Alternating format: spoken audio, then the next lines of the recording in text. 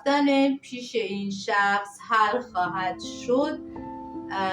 داره بهت میگه که عزیزم این کار را اگر انجام دادید یا میخوای انجام بدید برای مدت زمانی مشکلات شما حل خواهد شد، یا اینکه حتی میتونید پیش شخصی برید که سن و سالدار هستند، یا حتی میتونه روانپزشک شما هم باشه.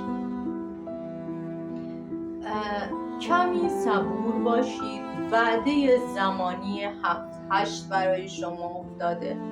داره بهت میگه تو وعده زمانی برای شما خبرهایی داره میاد که باعث خوشحالی شما میشه. داره میگه که عزیزم مراقب باش، در این بعد زمانی خوشحالی چشم‌ها به روی شما میره و حسادت هایی رو به دنبال خواهید داشت که سعی کنید که خیلی مراقب باشید که در معرض چشم حسودان قرار نگیرید. میخواید کاری رو انجام بدید تو وعده 3 انجام بده، و اینکه خیالت از بابت اینکه پولی رو قرار بوده به کسی بدی یا جایی خرج کنی خیالت راحت شده و احساس میکنی که خوب کاری کردی که این کار رو انجام ندادی. خبری داره برای شما میاد که کمی ناراحت خواهی شد. این خبر میتونه از طرف اطرافیان شما باشه یا کسایی که همکار یا شراکت کاری دارید که انشالله هرچی هست به خیر بگذره این خبر خوبی رو در راه دارید. البته خبرها بیشتر برای شما خبرهای مالی هست که داره بهت میگه که نگران نشو. خبری داره برای شما میاد که انشالله به امید خدا اگر منتظر هستی که بشنوی کار شما انجام خواهد شد یا نه، دارم بهت میگم 100% انجام میشه، ولی خیلی خیلی مراقب باشید. همونجور که گفتم در معرض چشم حسودان قرار نگیرید، چون دور و اطراف شما آدم‌های حسود زیاد هستند. پس سعی کنید هر کاری که میکنید با دوستان یا حتی فامیل زیاد در این موردها صحبت نکنید. و میریم سراغ فال قهوه، ببینیم قهوه داره برای شما چی میگه.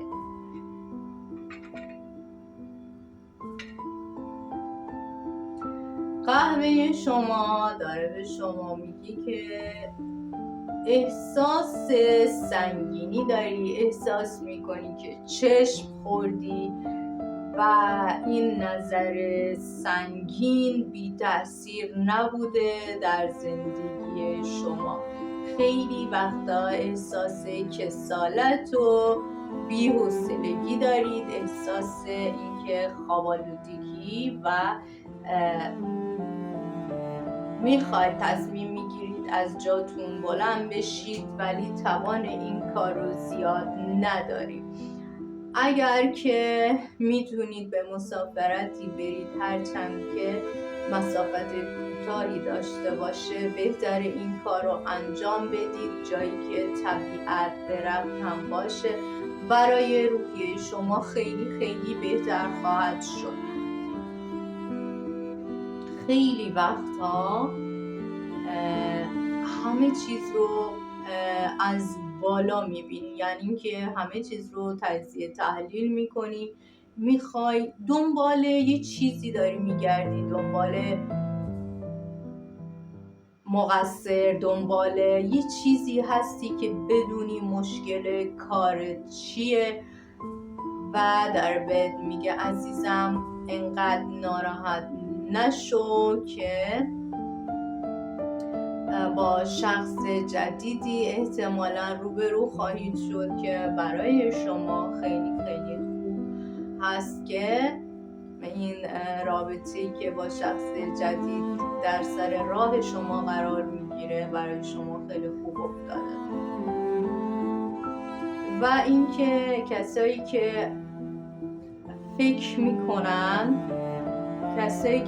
میکنن که شغلشون یا اون جایگاهی که دارن همیشگی هست، داره به شما میگه که احتمال سقوط شما خیلی زیاده. خیلی مراقب باشید که به زمین نخورید، چون که در لبه پرتگاهی قرار گرفتی که امکان داره زندگیت تغییر کنه. پس داره بهت میگه خیلی خیلی حواست رو جمع کن. کسایی که خیلی دوست دارن از زندگی یکی دیگه سر در بیارن، داره بهت میگه که جلوی این رفتار تو بگیر که اصلا به صلاح شما نیست. شخصی باتون صحبت میکنه، یا بزرگتر شما هست یا همکار یا رئیس شما، خیلی صحبت ها با شما میکنه و فکر میکنه که هر حرفی میزنه حق با ایشون هست و شما متوجه این رفتار هستی و وانمود میکنی که بله دارم گوش میدم، در صورتی که حرفای اون شخص هیچ اهمیتی برای شما نداره.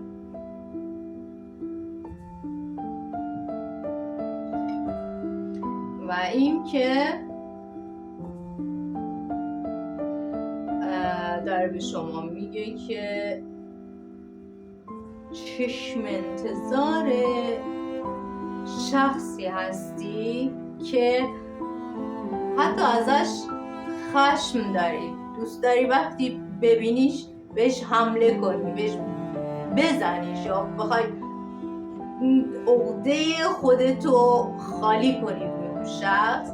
در بهت میگه که عزیزم تو وعده زمانی 7 این اتفاق خواهد افتاد و اینکه سعی کنید که جلوی این رفتارتون رو بگیرید، چون شخص مقابل شما میدونه که حق با شما هست. پس بهتره کمی آرومتر با این شخص یا این موضوع برخورد کنی.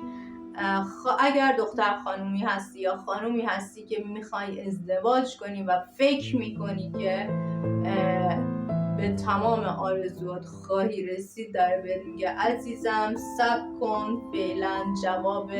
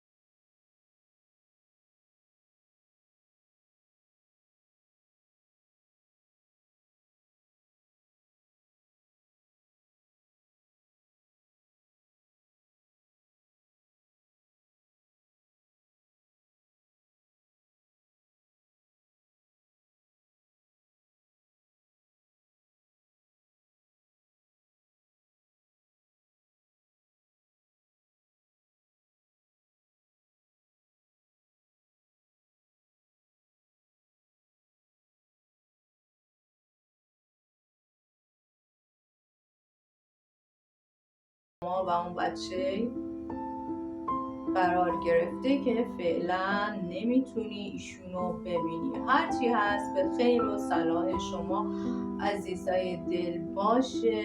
مرسی که سابسکرایب میکنید و لایک و کامنت های خوشگل شما که باعث دلگرمی تارت آرام بانو میشه.